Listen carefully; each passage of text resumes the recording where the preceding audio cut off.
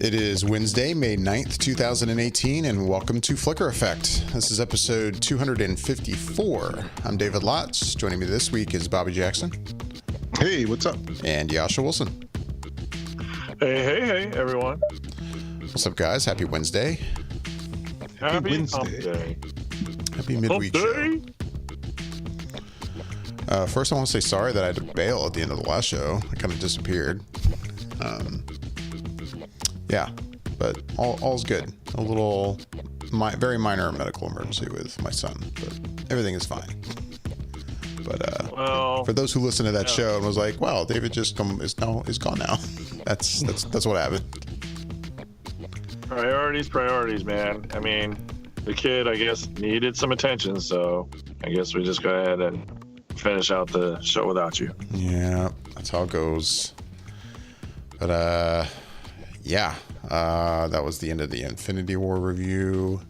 We haven't had a chance to record a show in about a week and a half since then, so I still haven't seen it again. I'm actually planning on seeing it this Friday night in IMAX.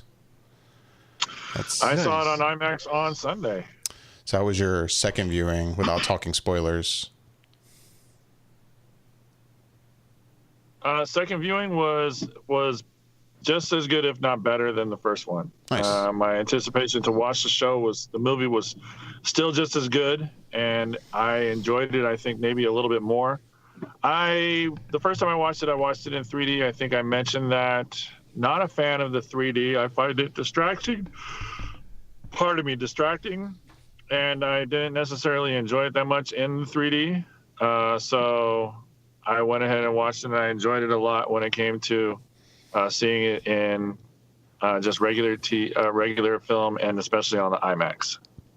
Yeah, I'm going to definitely try to do IMAX this Friday. That's why, because I'm torn, because, unfortunately, these days, it's like I get so few times to go see movies in movie theaters, and I'm like, part of me is like, I want to go see Tully. I really want to go see that.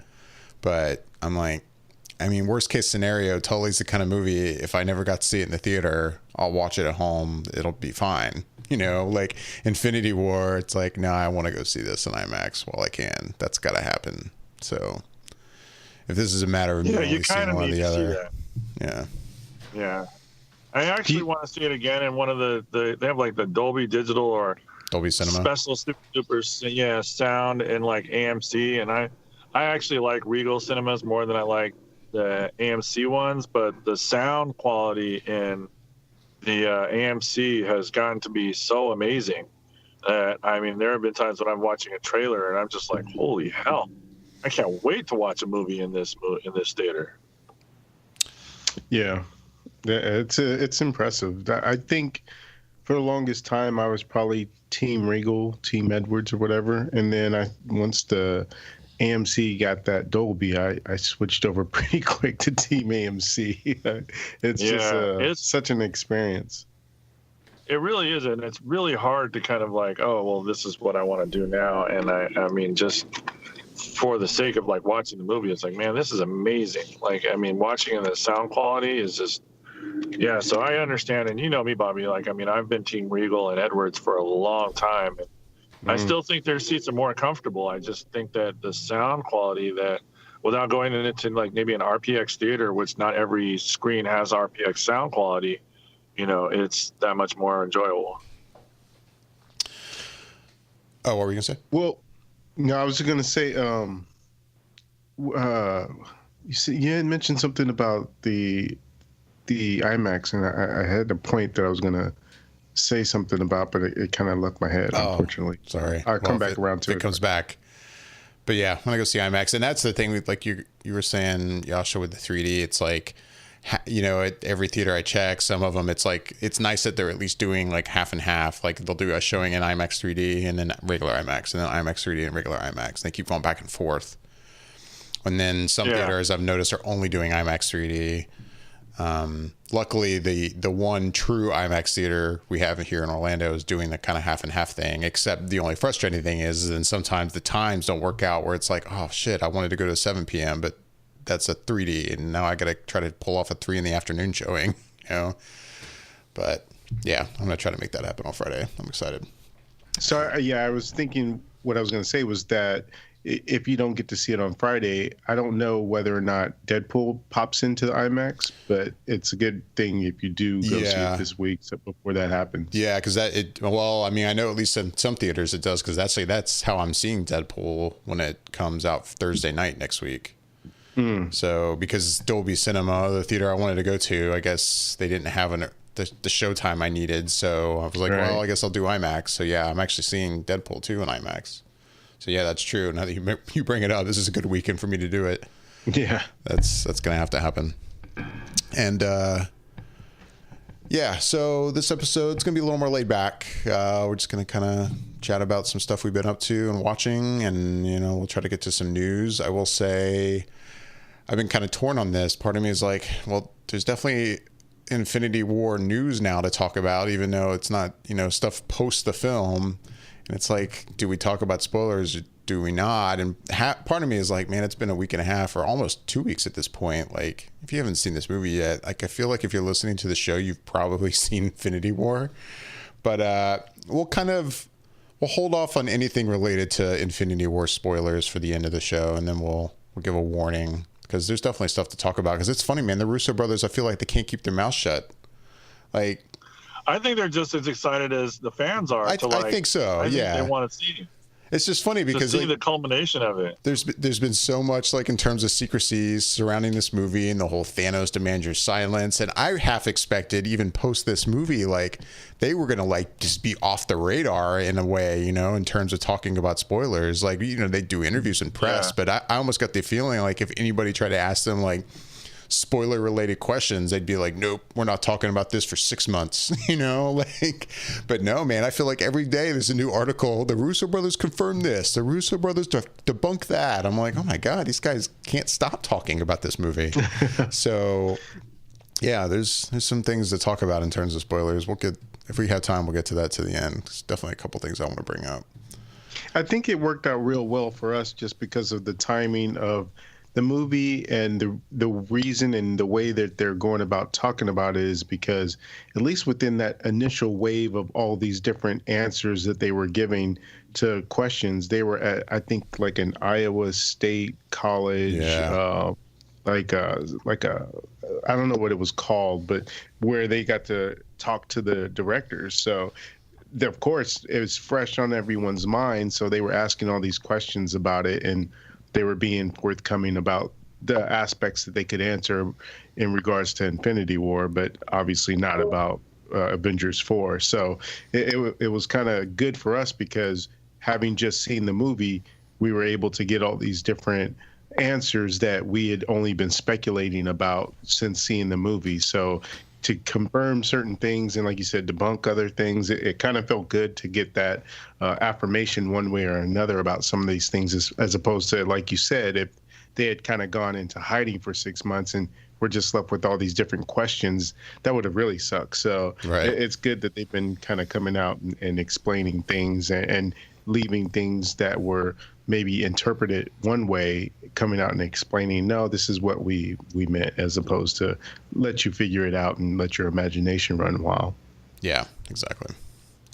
Well, maybe it's a way to kind of calm them down as well. Like, look, if we just tell them, they'll kind of leave us alone around this. But if they keep speculating on all these wild accusations and, theories and stuff like that, it won't stop.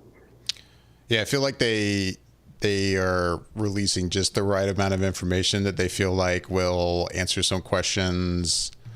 And then a lot of podcasts, news shows and stuff people won't go just way down the road on some crazy theory that by the time they find out in Avengers 4 that was crazy, that people won't be pissed off because they've been speculating for a year and then it turned out to be bullshit, or I don't know.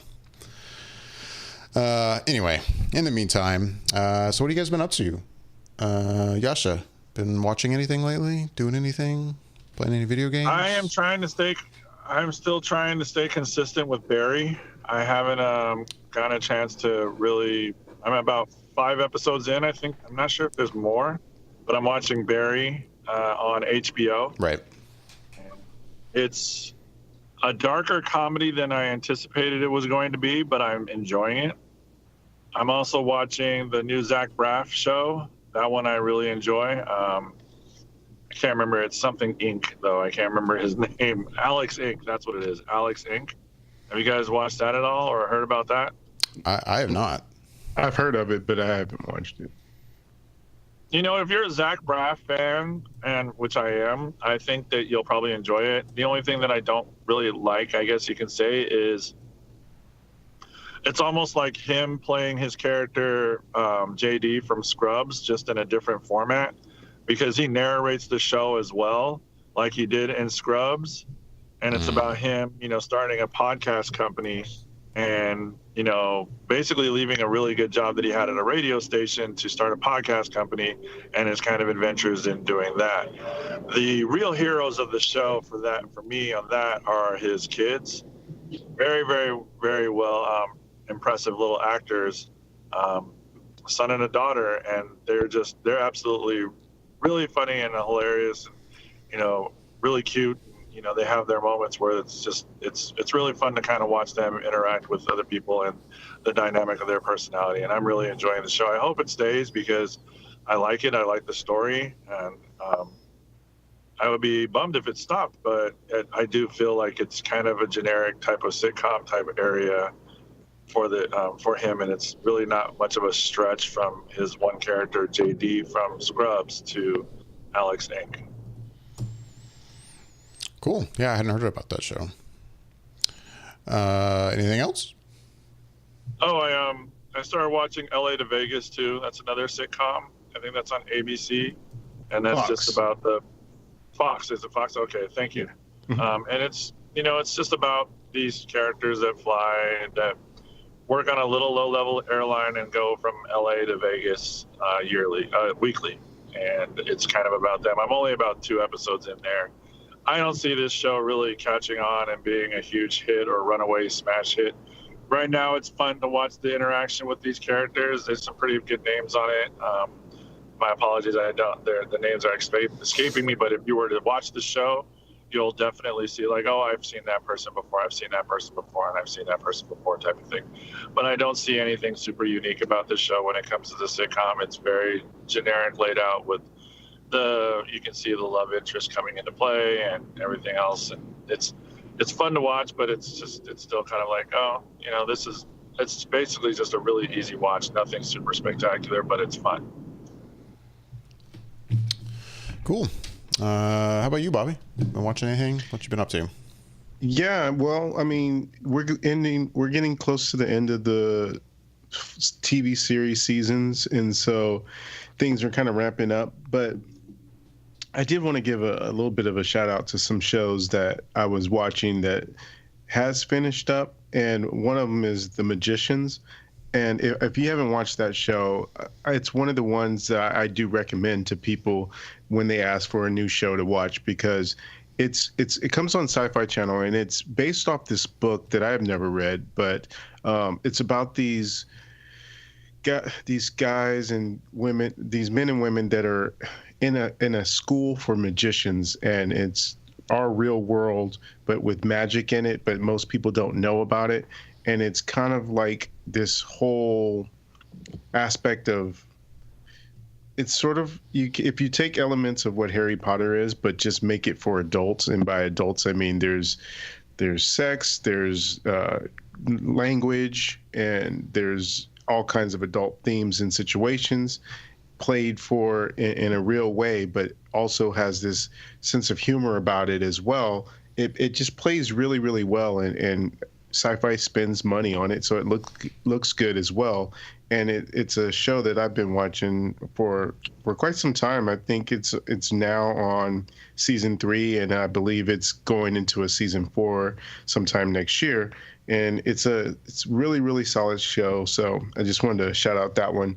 And also Black Lightning, it finished up its season a few weeks ago, and it had a very good season 1 for a new series. It's in fact become pretty much my favorite show on CW, just because it feels better written than a lot of the other shows right now. They've all kind of declined in their quality to a certain degree or have gotten a little stale. But with Black Lightning coming on, it kind of revitalized that CW Arrowverse energy, even though it's not really part of the Arrowverse per se. But yeah, it's just been such a good show. It's got a really complicated villain, and one of those types of villains where you get like a kingpin that you kind of love to hate. The character in that show is sort of like that. And there's different aspects that it touches on about being a Black superhero, and the character has these daughters that they don't know that their dad is this Black Lightning character, but there's aspects that play into that as well within the whole family dynamic. So it's a really, really good show, and I would suggest that to anyone that hasn't really gotten into any of the CW shows, but looking for something along the lines of a superhero TV show. Cool. And oh yeah, go ahead. Yeah, I got a few more. There's Agents of S.H.I.E.L.D. is winding down. There's still no word on whether or not it'll be a pickup for next season, but they did within this last week's episode have a Infinity War tie-in, so to speak. So it was kind of cool to at least have that kind of put into the episode to remind people that these shows are still connected, at least with the ones on ABC, not necessarily the Netflix ones. But that show is still going strong for me. And I don't know if it'll get picked up, but what I've heard from what the showrunners have said is that they've scripted an episode for the finale to work in a way that if the series doesn't get picked up, it could serve as a series finale. But if they do get picked up, they've shot some alternative stuff that they can throw in to make it suitable for another season if that happens to be the case. How was the tie-in for Infinity War? It was not subtle. Like sometimes they'll do subtle things on the show and on the Netflix shows to where it's kind of like it ties in, but it's not like, oh, okay, it was kind of almost a throwaway comment. This is a little bit more than that, but it's not like something where you would see something from the movie directly into this show. So it's somewhere in the in between. It's not like some character pops up or something like that. It's more of there's talk of it, and it kind of plays into that a little bit. I didn't think there'd be like a pop in for a character. I mean, they don't really do that all that often. They've only, Right. From my recollection, it's only been like maybe one or two, and that was when the show first started. I'm thinking more along the lines of just mentioning it, or how did they tie it in, or maybe some of the ending. But I feel like they probably wouldn't do that because of the spoilers and stuff. So, well, all I'll say is that, and I guess I can tell you off air. I don't want to mention it on air if anyone's watching or wants to watch it. But all I'll say is that the threat that's in the Infinity War movie seems like it's going to have to play into the show in some sort of way because of the fact that it does tie in. So it's about as best as I can say it. So it's not like they're ignoring what's going on from the Infinity War movie. So Right. It'll be interesting to see how that actually gets incorporated into the show. Yeah. Interesting. What else? Let's see. I've been watching Krypton on Sci-Fi, and if anyone's been listening long enough, they would know that when the idea of Krypton was first presented, I just did not think any sort of way that I would ever even watch one episode of the show. So the fact that I'm actually keeping up with it is, I guess, a testament to how well they're pulling this off, because for the show, to me, it doesn't feel like how Gotham felt like, where they were basically building a show about Batman without Batman because you had his rogue villains in there and everything. Krypton isn't like that. It plays on the idea of the premise is that a character from Earth travels into Krypton's past because Brainiac has gone in the past in order to wipe out Superman's grandfather and his lineage so that Superman can never be born. And so it plays on that aspect. And there's not much in ways of like, oh, you're seeing a young Lex Luthor, or you're seeing, there's nothing of that. It's all about stuff that's happening on Krypton and the different politics of all the different houses that are trying to vie for power in a Game of Thrones kind of way, but way more watered down in that sense. But it does a good job of keeping the characters that you've never been familiar with, because as far as I know, they've never been in any kind of comic book or explored in any kind of graphic novel or any way. So it just takes some aspects of what you do know about Krypton, like the city of Kandor, and it explores that. And then they have like little bits of Easter eggs here and there. Like a couple episodes ago, there was like a quick appearance of Doomsday, and it looked like the Doomsday looks in the comic books. So they've doing really good jobs of presenting certain things that you've seen in some lore that you know, and putting it into the show. And I've seen articles saying where the showrunners were saying, because this universe is different than like the Arrow stuff and all that, in this universe there is a fully formed, in the future, like a Justice League. And so the possibilities of different things being there, because we're playing with time travel, could make for interesting pairings of things. And they were saying how like in this universe there's been Green Lanterns. So you never know. Maybe you'll see a Green Lantern on the show because they've been around for a long, long time. So it's just pretty interesting. And just on the surface of what we've been seeing so far, like something happened a couple episodes ago that was sort of a twist, and I wasn't expecting it. And it was like, wow, this is okay. I didn't see that coming, and then it played with the what we know in an interesting way that still has me kind of thinking of like, okay, this show has me guessing. I don't know where it's going. So it's I've been liking it. Yeah, I've been hearing good things about it. I've fallen behind on it and I want to catch up, but yeah, I've been seeing murmurings online of recent episodes and how good it's getting. So I'm like, I don't think anybody expected this. Everyone seemed to be kind of like, oh, this seems like a terrible idea. Yeah. Yeah, no. Yeah, I've kind of heard the same thing. I have a buddy of mine at work that is kind of a geek in the sense of like all that is geekdom and, you know, comics and everything like that. And he watches the show and he is like, hey man, and I shared my opinion with that as well when he's like, oh, you know, Krypton's starting, and I'm like, yeah, that looks absolutely terrible. I have no desire to watch that whatsoever. He started watching and he's like, hey man, you might want to check the show out because it's actually pretty cool. Like there's been a couple of really badass moments in the show, and you know, Brainiac is really cool. And I'm just like, really? He's like, yeah. So yeah, it's interesting to hear that they're actually succeeding at this show. Yep, they definitely are. So I don't know how many episodes are in this first season, but I believe they're on episode 7 or 8 at this point. So it's not too late into it to try and catch up with it. So I would suggest that one as well. And one other suggestion show is Atlanta.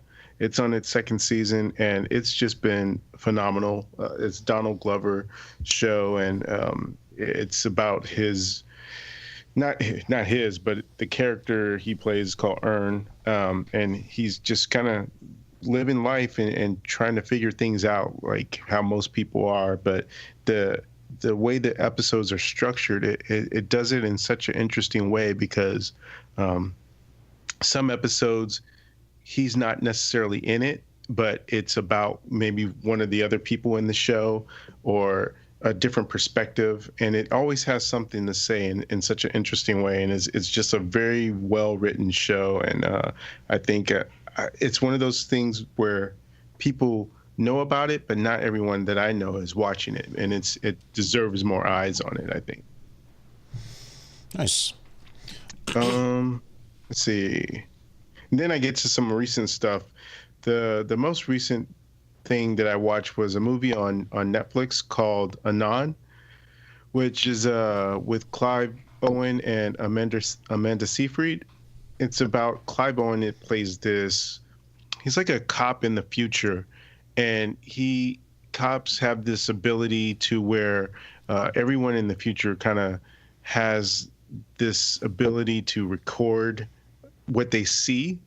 And so it makes trying to solve a crime pretty easy because they can just go in and see what that person has witnessed or saw and be able to say whether or not this person did something, or be able to get their records of what they've seen. So it presents like an idea where things seem to be pretty mundane until this woman comes around, played by Amanda Seyfried, and she seems to be able to have the ability to delete what people have seen from their memory and to be able to edit it to make them see things that aren't really there.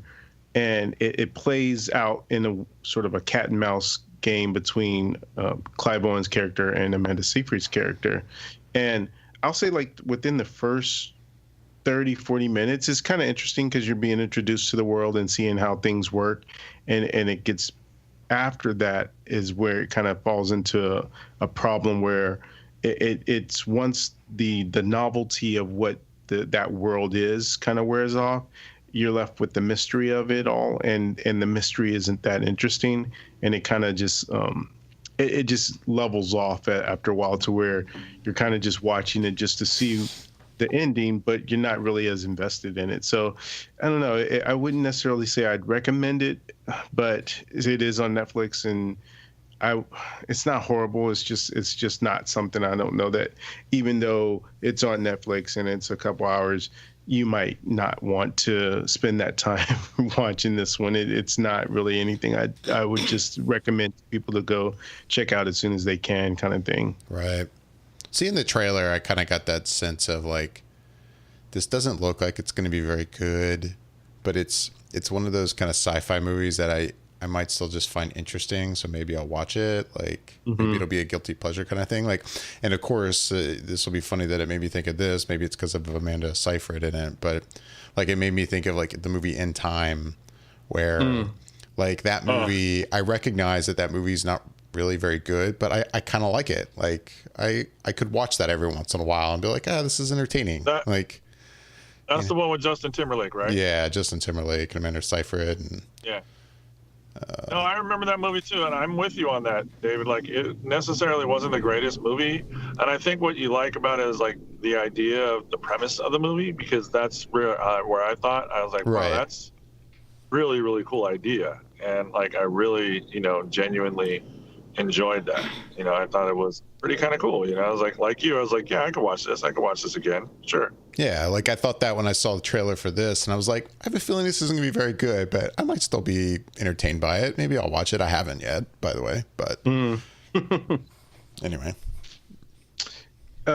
Yeah, so I would definitely say it's not one that you have to watch, but if you really feel like you need to watch something that's sci-fi-ish on Netflix, and there's been a handful recently that I haven't really had a chance to watch, but from what I've heard, none of them are really worth sitting down and watching, so I'm not in any rush to see any of them, but this one I have seen, and I would say, like, if that's what you're in the mood for, then knock yourself out, give it a try, and you probably might be disappointed by the end of it. Right. And the last thing I watched, I had no plans to watch this, honestly, but I guess I had heard enough good things about it that I decided to watch it. And yeah, it's called Cobra Kai, and it's on YouTube Red, and it's how was that? Well, so it's the series where it's basically an updated version of what's going on in the lives of Daniel LaRusso and Johnny Lawrence from the characters from The Karate Kid, the first movie. And in this updated version, Johnny is kind of like this washed up kind of guy who really has nothing going for himself, and he's just kind of floating through life. And then on the flip side, Daniel, he's become this very successful car dealership owner, and he seems to have this really perfect life going on. And in the first episode, they kind of explore Johnny's life and what's going on with it. And in the second episode, they flip it and show Daniel's life and what's going on with his life. And what happens within that first episode, which is sort of the impetus of what the show is about, is that Johnny witnesses this young kid getting picked on and beat up by these group of other kids who are bullies and everything, and he intercedes, but sort of in a way that it's like, well, he wasn't going to intercede until it kind of encroached upon his life. And so this kid, he ends up beating up these group of kids, and because of that, this other kid is like, can you show me how to fight? And it kind of becomes this thing where he ends up becoming this kid's sensei. And throughout this show, it ends up being where Daniel and Johnny's characters intercept each other because of something else that happens, where they are now on each other's radar, and it becomes this old rivalry building back up. And honestly, I've watched about 5 episodes now, and it's a 10-episode series, all half-an-hour episodes. And what I found so interesting about it is the way it's messing with your head in a weird sort of way, because it makes Johnny feel like this underdog, and you're kind of rooting for him because there is bad stuff to him, but there's also good in him as well that you see, sort of like in the movie, where you kind of see like he doesn't necessarily want to be this bad guy, but he's kind of been conditioned to be so. And in this, you see that good side of him more, and wanting to be that better person. And in Daniel's side, he's sort of like, I wouldn't say he's the bad guy, because he's definitely not, but he's just basing everything that he knows about Johnny from the past and pulling that into the present. And so his view is kind of askewed. He doesn't get to see the things that we get to see. And so there's a lot of misunderstandings, and there's an aspect to where you don't forget what Johnny's done to Daniel, and then they show these things in flashbacks to the movie and intercut it sometimes. And so it's really this compelling thing that I've been watching, and I'm like, wow, this is it. The acting is kind of rough here and there from the main actors. Maybe they haven't been acting in anything in a while, and so they're a little rusty or whatever. But aside from that, just the situation that they find themselves in, the story that's being told, is so compelling in a way that I wasn't expecting. That it really has me all in on it and waiting to finish the series, because even as I was driving home from work today, I was just like, man, I can't wait to watch some more episodes of this, because I just find it so compelling of what this story is doing and how they're playing off of these old mythos of these characters, and doing it in such a way that I just totally wasn't expecting. I thought it was going to be complete cheese, and it's not that. There's a little bit more to it, and it does it in this really good, entertaining way. So I would absolutely recommend Cobra Kai, and I believe the first 2 episodes are free, even if you don't have YouTube Red. I wanted to watch that big time. When every teaser and trailer that I've seen for that, it looks really good. Like, I mean, what you're expecting. I mean, I'm hoping for, some really funny scenes and some really interesting development in regards to, like, the continuation of these characters' lives. And I just think it's interesting. I found it really interesting that they, one, are doing this, two, got these actors to come back and do these roles 34 years basically after they first released them, years ago. And here we are again, revisiting these characters. And I love the idea that, it's kind of washed up.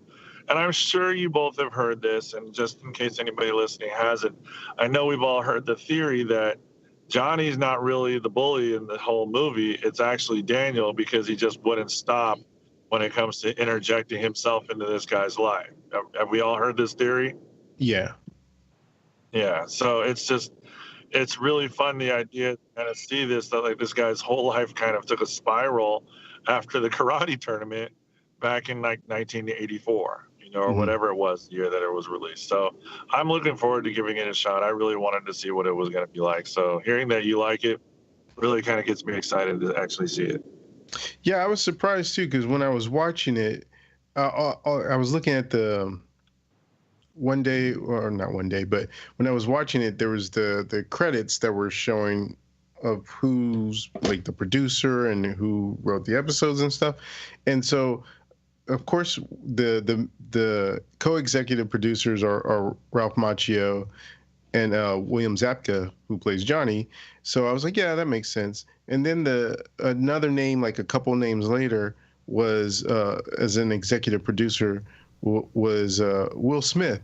And I was like, what? It kind of threw me for a little loop. And I was like, well, I remember his son was in the remake version of it, but yeah, I wouldn't have thought he'd have anything to do with this this sort of revival.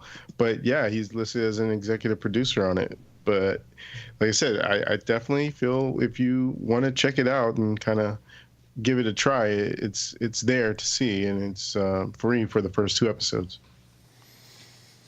Cool. Yeah, I think part of me has been like, yeah, I could watch the first 2 episodes for free, but then I'm like, I'm not a subscriber and I don't know if I'm going to be. So I'm like, yeah, that's the hard part, because I have YouTube TV, and when you have YouTube TV service, it includes the YouTube Red stuff. Right. But of course, there's never been anything on there prior to this that I felt like watching, any of the YouTube original stuff. But this was like, oh, okay, I can actually use this in this way. So it kind of worked out for me. But obviously, yeah, if you don't have YouTube TV, then it's a little bit more difficult. Right. Cool. Anything else, or No, that's it. That's it.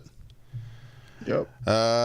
Okay. Well, what have I been up to? What have I watched since we last recorded? I saw The Greatest Showman.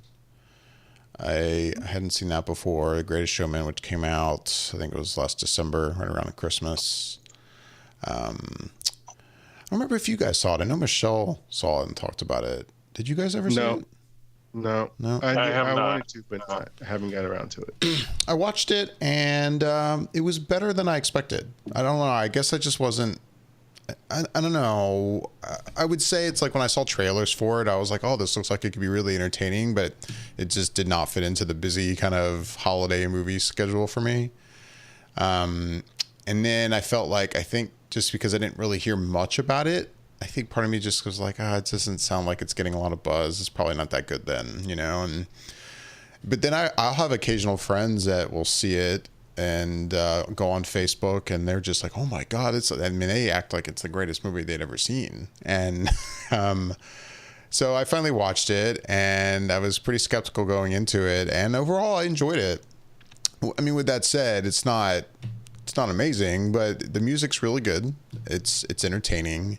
I would say a drawback, kind of negative for me, is that you can just kind of tell that it's giving kind of this very basic version of his story, and I'm saying that as someone who doesn't really know his story and his background, P.T. Barnum, but you can just tell watching it that you're getting kind of the kind of pretty version of what happened, and it seems like he probably has a more complicated history than you're seeing in this movie that could probably be pretty interesting to see a movie about. But because this is a musical and involves a lot of musical numbers, you're not getting a you know, more, I guess, a grittier kind of version of how his story played out. But overall, the music's great. It was entertaining. It's not too long. Sometimes musicals can run kind of long. This wasn't. I think it was like an hour and 45 minutes. Oh, wow. So, you know, if you like musicals, I'd recommend it. So, yeah, I'll watch that. I will definitely get around to watching it. I just hadn't had that chance, and I'm glad it's out now to where it's at least a little bit easier to get a hold of it now. Yeah, I just rented it on the Apple TV. That's how I watched it, but it was good. And even, you know, the rental like lasts for 48 hours, and then like the next day, because my daughter, she's about to turn 3, but she loves stuff with music in it, and I put it on just to see if she would be entertained purely by the music, and she was almost like totally locked into the movie. And I mean, she can obviously, I mean, she kind of knows what's happening, but I mean, she's young, but I think she just enjoyed the music so much that she was into it. What else? I've been playing catch up on Silicon Valley. I was pretty behind on that, but I'm all caught up now. Well, caught up until this past Sunday. I haven't seen that episode. But I still love that show. Did they start a new season for that already? I'm sorry. It's almost over, isn't it? Yeah, man, it's almost over. New season is almost over. Are you kidding me? I think it's like 7 episodes in. Oh my God. I didn't see. This is how detached I am from the world when it comes to like the shows that I watch with my commute and working so much that I am. I did not even realize that a new season had started for that. I had to ask a friend the other day if a new season for Better Call Saul has been released. That hasn't started yet, has it? See, I wouldn't know about that. Oh, okay. But yeah, man, Silicon Valley, it's still good. I still love that show. Damn it. Oh, I can't wait now. Been watching that. And that's funny too, because because Josh has been watching Barry, I would have thought like maybe would catch one of those like small commercial previews or quick cut, you know, them advertising the shows on HBO, maybe catch a glimpse of something and be like, oh yeah, when's Silicon Valley coming back? But yeah, sounds like all the advertisement has been for Westworld. Like every time that I watch a Barry show, I watch it through Hulu. All the commercials have been for Westworld. Like I have not seen one advertisement, one billboard, or anything when it comes to Silicon Valley. And usually when I used to watch it, I would watch, you know, HBO, and I don't have HBO anymore. I have Hulu, and I pay for HBO through that. But I would sit there and I would watch it, and you know, it would roll into the commercials because it'd show like 3 or 4 different shows starting up, and they'll get ready, that type of thing. But now it's like, you know, I'm sitting here and I watch it, and it's just, you know, the little 15 to 30 second commercial that they put before Barry is for Westworld. Yeah, that's true. They've been doing a lot of Westworld marketing on HBO, so I could see that. And then yeah, Westworld, I've been watching that except for the last Sunday's episode. So I've seen the first 2 episodes of the second season, and I'm enjoying it. I don't know. I've been hearing some kind of negative stuff about the season. Like, oh, it's not as mysterious as that first season was. It's a little more kind of clear, like the plot so far. And at the same time, I don't know. Maybe I just enjoy the world so much. And maybe I'm just like so involved now that I don't care. I don't know. I'm enjoying it. I like the characters. So maybe that's just me. So yeah, I've been watching that. I think that's pretty much it. Been playing the PS4 a little more this week. Started playing a game called Fortnite that I've never even heard of before. You hadn't heard of it? I had never heard of Fortnite. And the funny thing is so I will mention that, yeah, there's a tie-in to Avengers with this game, but I didn't play it because of that. Like I started playing it like literally, I think 2 days before that news dropped, because of a friend of mine who was like, oh, I just got a PS4. Do you play Fortnite? We should play Fortnite online. And I was like, what the hell is Fortnite? That's how much of a gamer I am. Like I hadn't even heard of this game. So I downloaded it, and it's entertaining kind of, except that I'm so new at it that I just get my ass handed to me every time I play it. So I'm still practicing. And then, yeah, news comes out that, for a limited time anyway, you can you're going to be able to play, I guess, as Thanos in this game, and the Infinity Gauntlet will be a weapon that is somewhere in the world that you're in. Because basically, in this world, for those who don't know, you're running around, you're picking up random weapons and ammo and supplies, and I guess the Infinity Gauntlet will be out there somewhere with all the stones in it, ready to go. I'm like, okay. But, wow, that's cool. What game is this? It's called Fortnite. Fortnite. Huh. I still haven't quite figured out what the appeal of it is. I've seen it, and I've seen it being played, but I don't really know what makes it so much different than any other first-person shooter where everybody's can play against each other. I don't know why this one is got everybody sort of, I don't know. I think in a way I'm getting the impression, because it seems like there's less constraints in this compared to others where some of them are very formatted. This is just like, it's just a battle royale. That's literally what the main mode that everyone plays is called. You're just kind of dropped off in this island and you are just trying to survive. And so there's a lot of freedom to it. It's a very just kind of open world kind of concept, I guess, where you just are free to run around and pick up what you need and survive. Basically, as you're playing, the world that you're in kind of the play area shrinks, so you're kind of eventually forced to be in a small area. But at first, you've got this whole island to just kind of roam around and explore and see where people are and try to attack people if you can or hide if you can. I don't know. I think that's why people kind of like it. Plus, this game's free. It's one of those games where you can pay money to I guess advance in the game, but you can play it for free and not spend any money on it. Just download it. So that's kind of nice. What about God of War? Have you? I've been hearing a lot of good stuff about that game. I have not played it. I only ever played God of War once, I think, on the PSP a while back. But I don't know. Dude, that's one of the. It never really appealed to me. That game is amazing. Is it? But yeah, I've heard that this recent version is amazing. I watched one review, I think, on IGN. And it's like, I guess the game is set up where it's like, if you played it all the way through, there's like no cuts whatsoever. It's just, the camera is basically, it's like it's a one long shot is the whole game. It sounds impressive. Yeah, my buddy at work has it and he plays it all the time. He loves it. He says it's fantastic. It's just as good as some of the other ones. And I remember playing the first 3 and it was just, it was an amazing game. Lots of fun. I think I'm done with video games, honestly. Oh, yeah? It kind of bums me out to say that, because I think it was a couple weeks ago. I had some free time, and so I was playing, I forget, I think it's called Assassin's Creed Origins. I think that's the most recent one. And I was playing the game, and I'm doing okay in it. I'm like doing whatever the game requires, and it's fun. I'm into it, but I had such a headache after playing it, and it's just, I know that happens to me sometimes, but it was just so bad because of, I guess it's the motion sickness that I get, and I get such a headache after playing video games now that I'm just like, I don't think I can play games anymore. It sucks.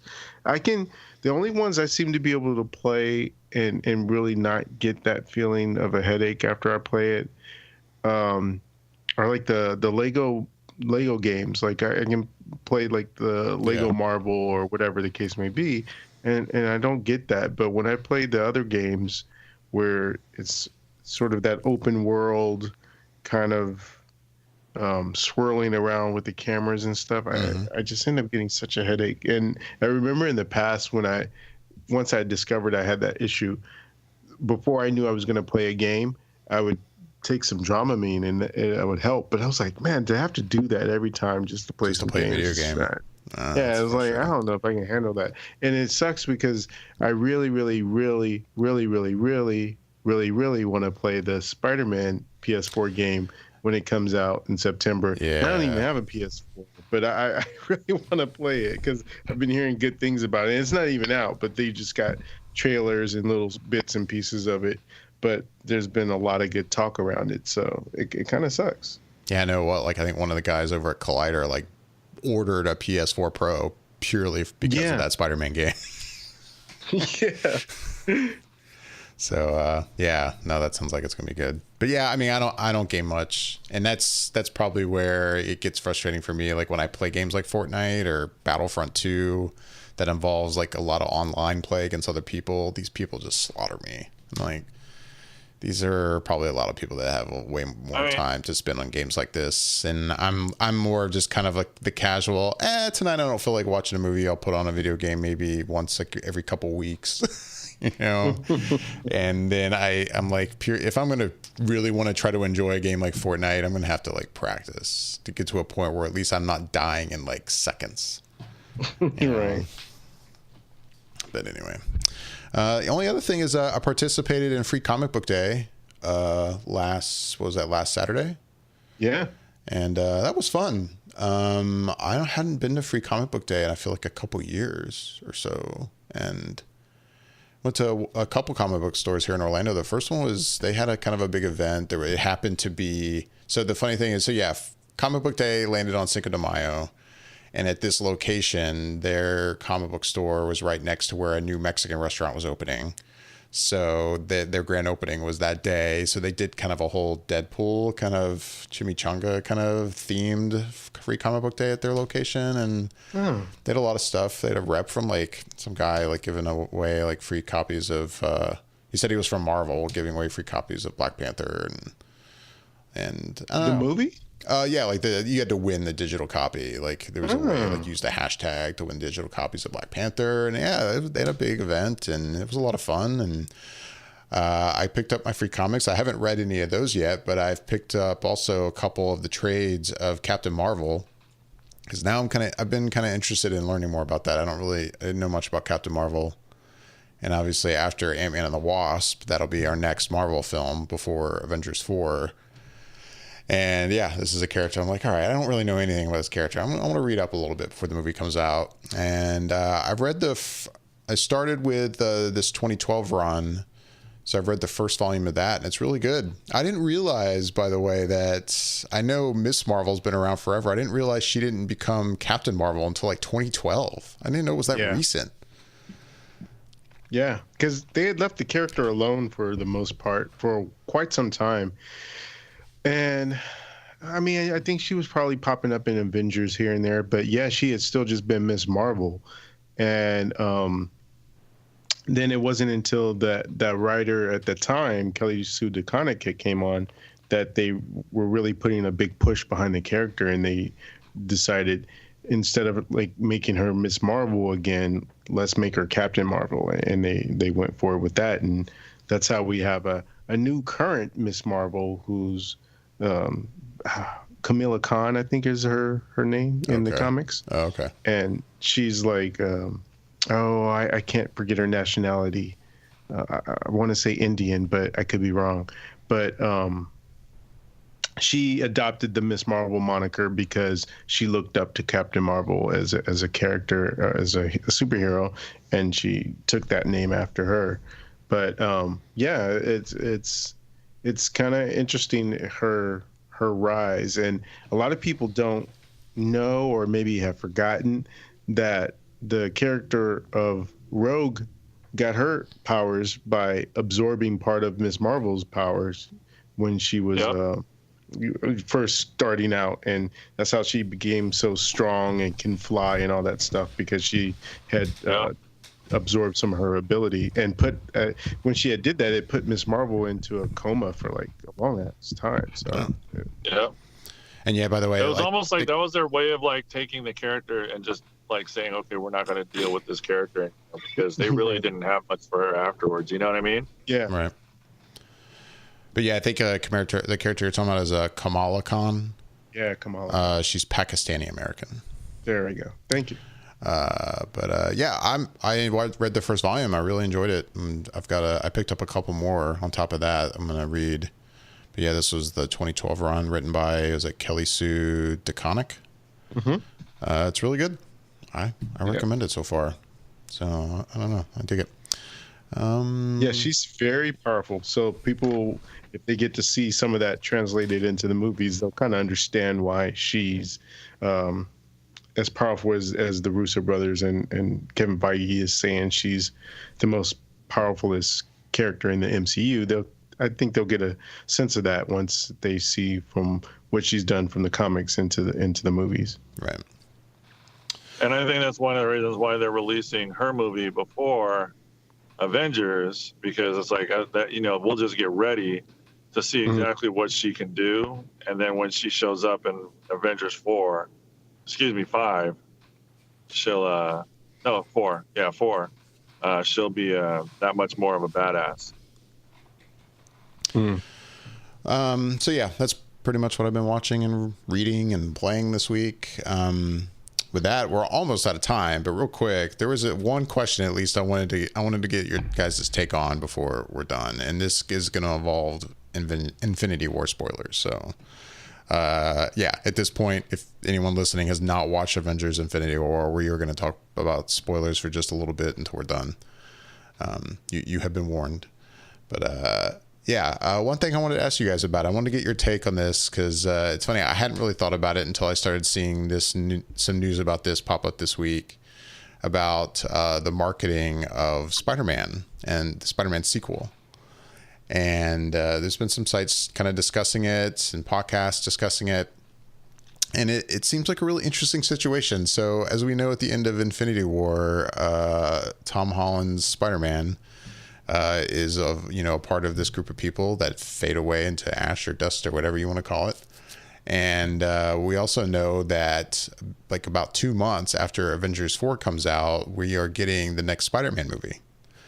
So it's an interesting situation of like, how is Sony/Marvel going to market that Spider-Man film when we don't know what happens to him? When obviously it seems pretty obvious he's going to come back, somehow, but like how the hell how are they going to do it? And I'm kind of curious to see what you guys think. Bobby, you and I have talked about it a little bit off air, and I'm kind of curious to hear in more detail, like how do you think that's going to play out? So I figured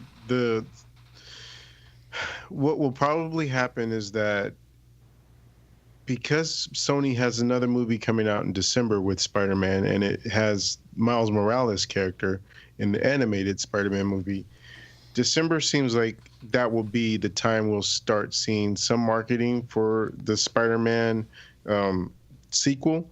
And people have forgotten or need to be reminded that Sony still owns Spider-Man.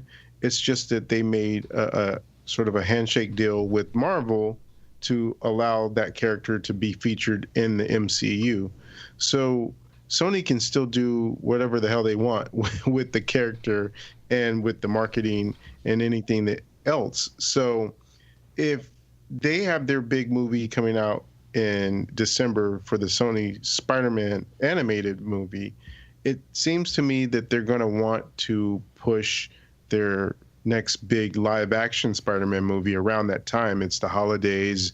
They've got this other Spider-Man movie. It's good synergy right there. So I feel like no matter what Marvel's plans are and how much they may want to keep what happens to Spider-Man on the low, that Sony has their movie to try and market. And so they're going to do what they need to do regardless of what Marvel's plans are. And I feel like that's when they're probably going to end up showing something. And so it becomes incumbent upon Marvel to either start giving us details and some things about Avengers 4 earlier, I say earlier, but I don't even know what their timetable is. So for all we know, maybe in the fall, they do plan on giving us something for the Avengers Avengers 4. We have no idea. Or maybe they wanted to try and hold back as long as possible and not start showing us anything until the new year in January or February. So it's to me, it's a matter of what's going to work best for Sony, I think, for them. And if they feel like they can wait, then maybe they will wait. But I really feel like because of the peak time that we'll probably see something for Spider-Man in December. I don't know what it would be. Maybe it might just be the slightest of teasers and really not give you much, and then at least setting the stage for people to know that there's another Spider-Man movie without knowing hardly anything about it, or they may give us something more than that. But I just think that between now and December, that's such a big window of time where we haven't really even hit summer yet. And so I think that I can't imagine Sony wanting to wait longer than after this year and going into the new year to start advertising for their movie. Obviously, no one knows what their plans are on either side, Sony or Marvel, but that's kind of how I sort of see it shaking out. So all we can do is sit back and watch and see, because as you said, it presents such a unique problem / situation that has never been encountered before, where one movie coming out has to affect a completely different movie, but is tied in a way that's unique. So it'll be an interesting situation to see how it unfolds. Yeah, because I can't think of anything that's come up like this before ever, where, like you're saying, one movie affecting the outcome of another movie and them being released so close together. And I get that obviously Sony still has their Spider-Man, they can do what they want, but it seems like from what we can tell that there would have been some more kind of working together in terms of like the timing of all this, but maybe that there hasn't been, and it just seems odd and conflicting. And sorry, Yasha, what were you going to say? No, so I mean, we're just to recap, I may have forgotten, but I have a question that this is funny. So we're getting another Spider-Man movie summer of 2019. Is that right? Yeah. Yeah. Okay. Pretty much. How funny would it be?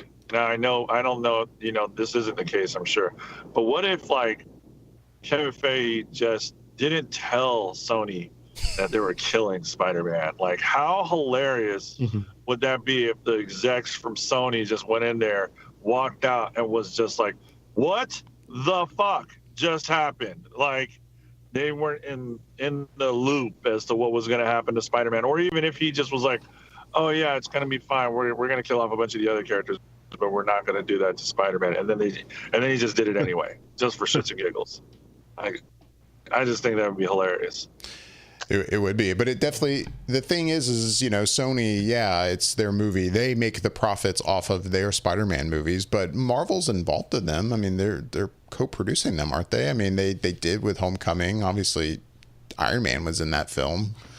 I mean, I think Feige has said that he looks at this Spider-Man film as basically being the film that jumps, that starts off Phase 4. So it's not like Sony is making this completely on their own and Marvel doesn't know what they're going to do. Right. Like, or vice versa. I've got to imagine these two studios are working together more than it maybe seems that they are. Like they feel like they have they obviously at this point have a plan.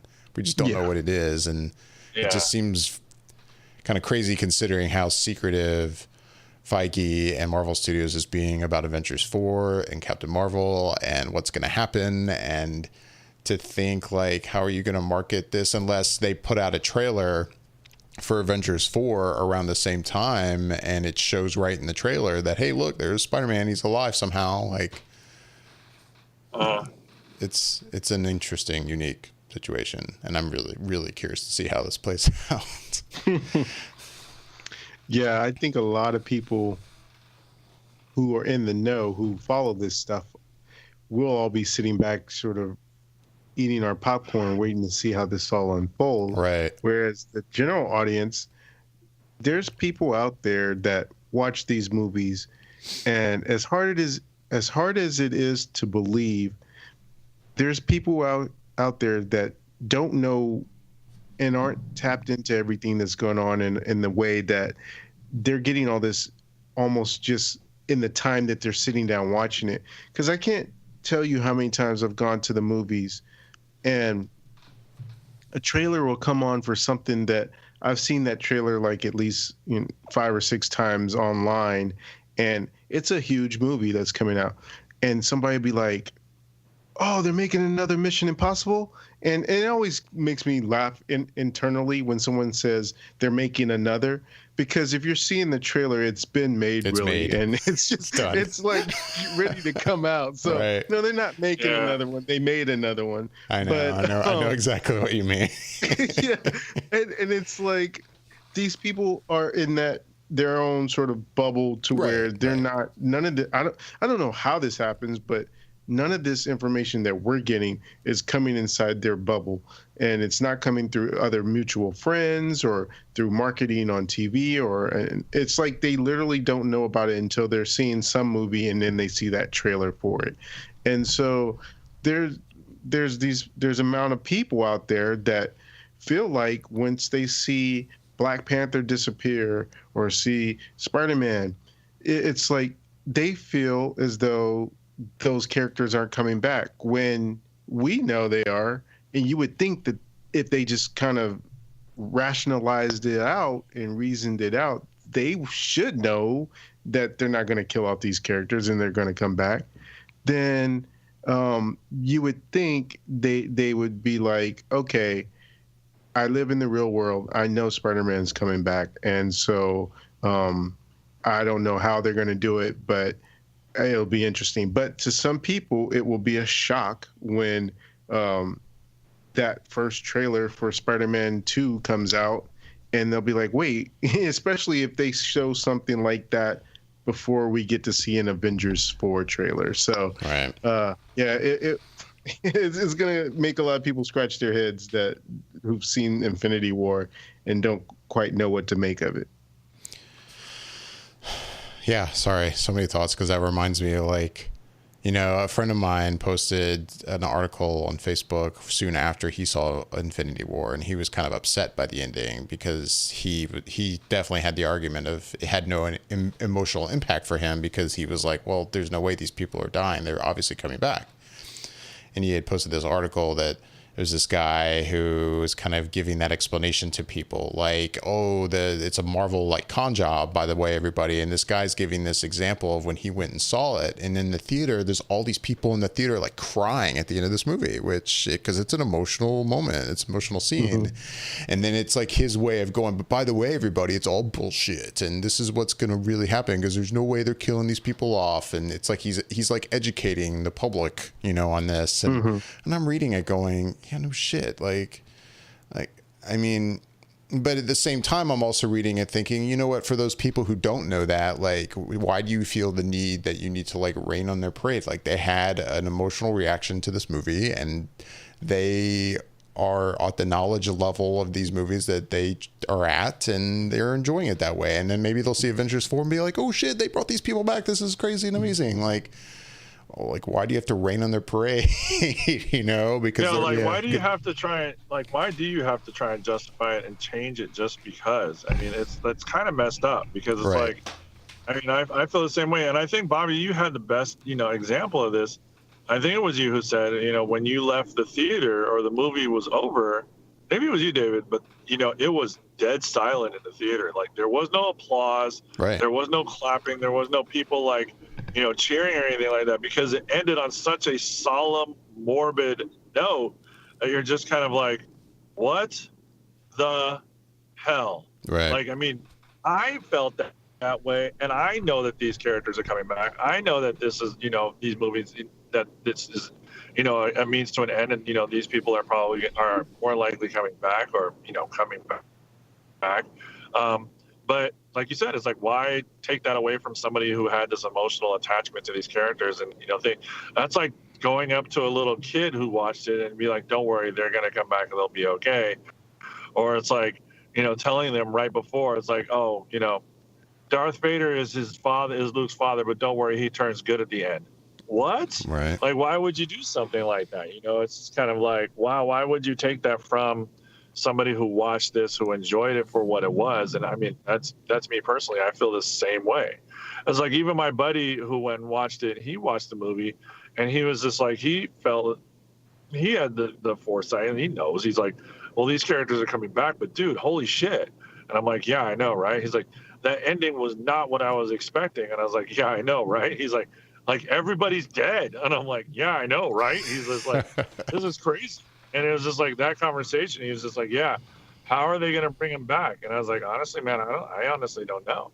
I really don't. And, I don't think anybody knows, but it's like the very fact that you can have that conversation. And he's just like, dude, this is crazy. Like, yeah, I don't understand, that type of thing. So.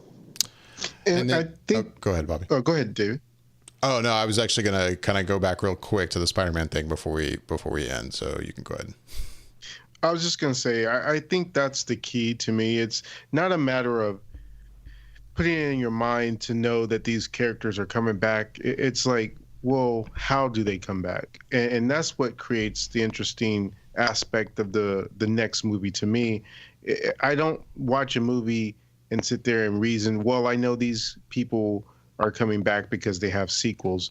Why would you want to take yourself out of the moment in that way when you're experiencing it? It's like any other movie that you watch in a series of movies. Like, I guess the most recent one that comes to mind, I'm sure there's others, but the most recent one that comes to mind is the Fast and the Furious series when they killed off Michelle Rodriguez's character. Letty? Yeah, Letty. And it's like if I go back and rewatch that moment and see that movie again, it still has an emotional impact. I don't say, well, I've seen the other movies that she's come back in, so that means nothing to me. So I don't know. I don't know why you feel like it has to undercut it just because a character's coming back. Because there was another podcast I listened to that made interesting comment on the idea that it's not just about knowing that the character is going to come back, is how does that character come back and how have they changed by coming back, and how has it changed others around them. Right. I was just going to say that, like, that'll be the interesting thing to see is, if these characters all come back, which we all think most likely they will, like, how are they going to be? Like, if they know and remember everything that happened, like, and they have to deal with that, and they're going to be completely different people than what we knew of them before. That'll be really interesting to see how that plays out. Yeah. Yeah. I mean, I don't rewatch Star Trek 2 and go, oh, I don't care about this ending with Spock. Fuck it. Like, whatever, he comes back. Yeah. No, I know exactly what you mean. I was just going to say real quick back to the Spider-Man thing before we finish up. To anyone who's wondering, like, wait, maybe the Spider-Man 2 film is like pre of Infinity War, like, and I thought about that quickly too, but then remembered that, like, that's apparently not the case. Amy Pascal at Sony and Kevin Feige have both said that apparently this sequel is going to take place like right after Avengers 4. Mm-hmm. So we know that already. That would seem like an easy, reasoning, like, oh, if it didn't take place, like kind of how Ant-Man is pre-Infinity War, maybe it's going to be pre-Infinity War, but no, that's apparently not what's going on. Yep. So, it's going to be interesting to see how that plays out. I'm very, very curious about it. Seems like it would almost warrant why don't we push the Spider-Man 2 film back like until like December or something, like... That would be like perfect timing, like right after Avengers 4, then you can market the Spider-Man movie, but it's coming out in July? Yeah. So it is what it is at this point. With that, we need to wrap things up, guys. So we're going to get out of here. There's plenty more we could talk about, but hopefully on the next episode, we can continue talking about Infinity War for the next 3 months. Still just speculate. As always, we'd love to hear back from everyone. You can hit us up on Twitter at Flickr_effect. You can also find us on Facebook and Instagram at Flickr Effect, and on YouTube at youtube.com/Flickr Effect. We would love to hear from you. We'd also love your feedback on iTunes. If you enjoy the show, please leave us a review. That helps us reach more listeners. So we would greatly appreciate your positive reviews on iTunes and all those other services. And we're definitely tweeting out more from the Twitter account, the official Flickr Effect. So follow that, please. Please. Follow us on Twitter. Follow us everywhere. We greatly appreciate it. With that, I'm David Lott. I'm Bobby Jackson. And I'm Yasha Wilson. Thanks for listening.